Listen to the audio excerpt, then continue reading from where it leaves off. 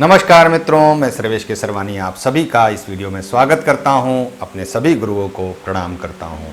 आप सभी सब्सक्राइबर को, एक एक सब्सक्राइबर को मैं दिल से धन्यवाद देता हूं।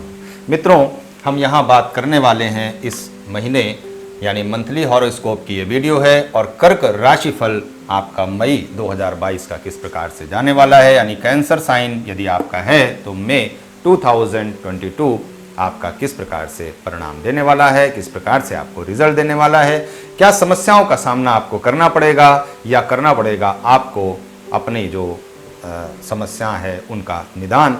और यदि आप कुछ अच्छा करने वाले हैं या कोई बड़े डिसीजन लेने वाले हैं तो इस महीने आपको किस प्रकार से उसका जो डिसीज़न है वो लेना चाहिए या नहीं लेना चाहिए, या उसे कुछ समय के लिए आगे टाल देना चाहिए, इसकी हम यहाँ बात करेंगे।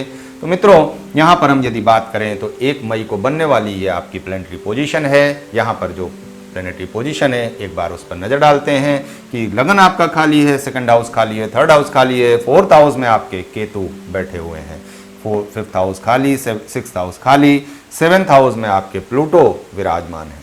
अब यहाँ पर यदि हम बात करें तो 8th हाउस में सैटर्न और मार्स की पोजीशन है, 9th हाउस में जुपिटर, नेपच्यून और वीनस की पोजीशन है, 10th हाउस में आपके यूरेनस, राहु, मून और सन की पोजीशन है, जबकि 11th हाउस में आपके बुध ग्रह यानी मरकरी बैठे हुए हैं, 12th हाउस आपका खाली है। तो यहाँ पर एक प्लैनेटरी पोजीशन आपकी यहाँ पर बनते हुए नजर आ रही है। जो पिछले महीने की स्थिति थी उससे आपके जो काल सर्प योग की स्थिति थी वहाँ से ये आपको मुक्ति मिलते हुए नजर आ रही है। आपके बुध ग्रह आपके बाहर निकलते हुए नजर आ रहे हैं राहु केतु के एक्सिस से। तो यहाँ पर आपको थोड़ा बहुत रिलीफ जरूर मिलते हुआ दिखाई देगा। अब यहाँ पर किस क्षेत्र में और किस तरह से रिलीफ मिलता हुआ दिखाई देगा, तो यहाँ पर हम बात करते हैं पहले कि यदि आप अपने पैसों के विषय में सोच रहे हैं तो आप अपने जो बिजनेस है, अपनी जो जॉब है, उससे आप अर्निंग का जो साधन है वो यहाँ पर ज़रूर बनाते हुए नज़र आएंगे इस महीने भी। तो जो आप अप्रैल में भी आपका जो समय था वो आपके लिए अच्छा समय था और मई का समय भी आपके पैसों के लिए, आपके जो वैल्यूज़ हैं उसको क्रिएट करने के लिए आपको लिए अच्छा समय है।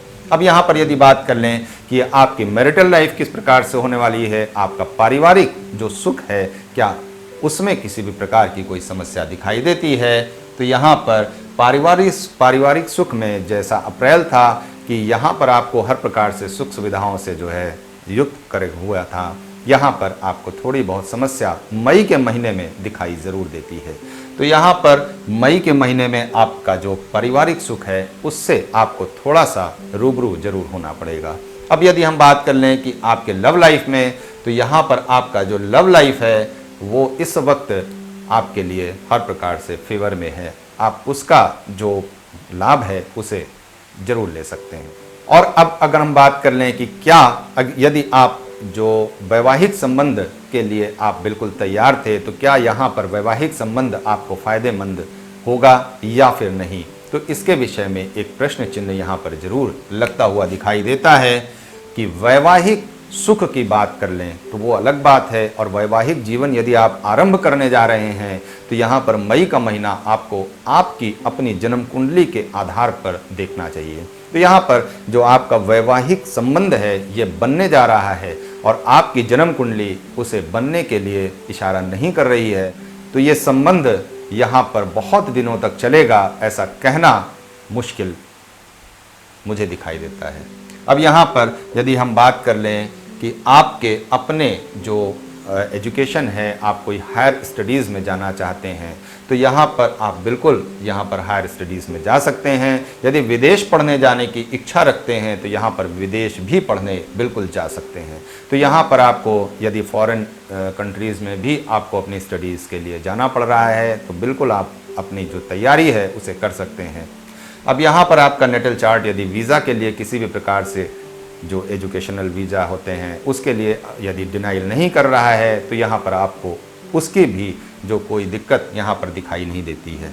एक दो बातों का मैं यहाँ पर ज़रूर वर्णन करूँगा कि यदि आप बहुत तेज़ गति से चल रहे हैं तो अपनी गति को थोड़ा सा नियंत्रित करना आपके लिए ज़रूर यहाँ पर संभावना दिखाई देती है, क्योंकि इस चार्ट के अकॉर्डिंग ये आपको इंडिकेट कर रहे हैं कि यदि आप अपने जो गति है उसको नियंत्रित नहीं करेंगे तो यहाँ पर एक्सीडेंट की संभावना भी दिखाई देती है।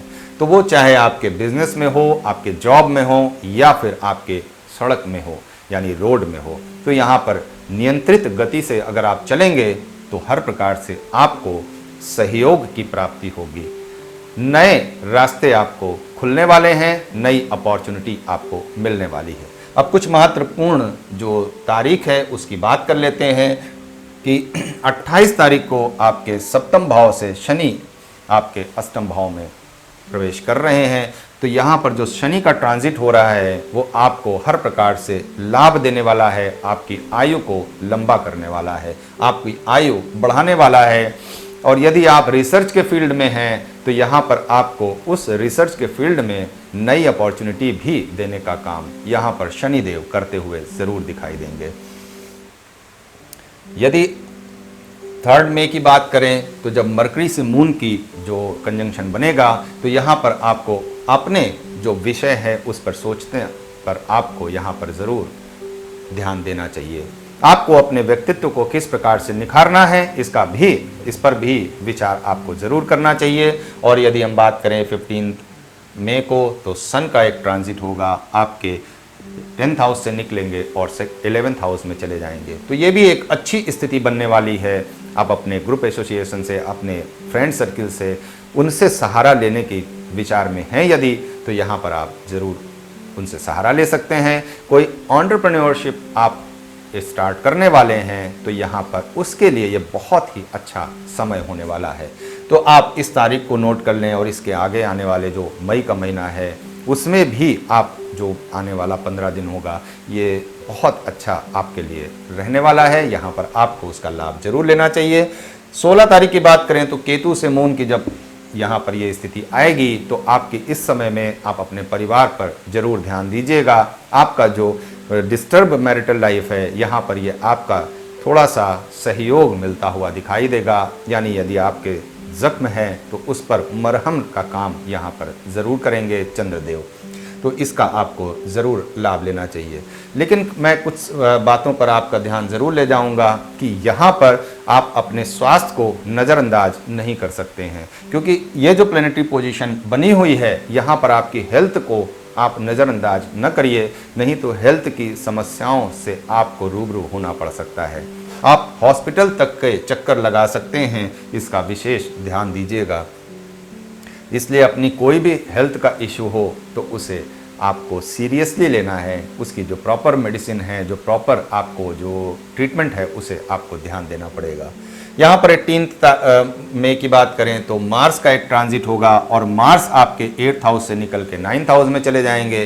तो यहाँ पर आपके जो बहुत दिनों से यदि आप ट्रैवल के लिए आप इंतज़ार कर रहे थे, कोई हायर स्टडीज़ में आपके लिए फंसा हुआ कोई सब्जेक्ट था वो आपको मिल नहीं रहा था, तो यहाँ पर आपको उसका रास्ता ज़रूर खुलता हुआ नज़र आने वाला है। यहाँ पर आप कोई बड़ा फैसला लेने जा रहे हों अपने प्रोफेशन के विषय में, तो यहाँ पर आपका भाग्य भाव जब चमकेगा तो वो आपको साथ देता हुआ नज़र आएगा। यहाँ पर आप बिल्कुल यहाँ पर उस समय में कोई बड़ा फैसला ले सकते हैं। यहाँ पर यदि 23 मई की बात की जाए तो सैटर्न और मून का एक कंजंक्शन होगा। यहाँ पर ये आपको रिसर्च के लिए तो बहुत अच्छा समय ज़रूर होने वाला है ये, लेकिन आपके स्वास्थ्य के लिए ये एक फिर खराब समय आने वाला है। तो ये इस समय में भी आपको ध्यान देना पड़ेगा। इस तारीख को आप नोट ज़रूर कर लीजिए। आपको हेल्थ का इशू यहाँ पर दिखाई दे सकता है, लेकिन बहुत छोटा सा समय होगा, 2-3 दिन का। तो वो समय आप अपने जो हेल्थ है उसको अगर आप कॉन्शियस रहेंगे उसके प्रति, तो आपका ये समय निकल जाएगा और आपको पता भी नहीं चलेगा। यदि 25 मई की बात करें तो 25 मई को मून, जुपिटर और मार्स का एक कंजंक्शन होगा आपके 9th हाउस में। तो जैसा कि जो स्टूडेंट हैं, जो अपना ट्रैवल का काम करते हैं या जो ट्रैवल एजेंट हैं, जो बुक लिखने की सोच रहे हैं या फिर जो नेट से काम करते हैं, अपना इंटरनेट से काम करते हैं, तो उनके लिए ये एक पॉजिटिव पोजीशन बनने वाली है। उनका काम यहाँ पर ज़रूर बनता हुआ नज़र आने वाला है। अब 28 मई की बात करें तो मून, वीनस और राहु का एक कंजंक्शन आपके 10th हाउस में बनेगा और यहाँ पर ये आपको बहुत सी चीज़ों में आपको फ़ायदा देगा तो कुछ चीज़ों में नुकसान भी दे सकते हैं।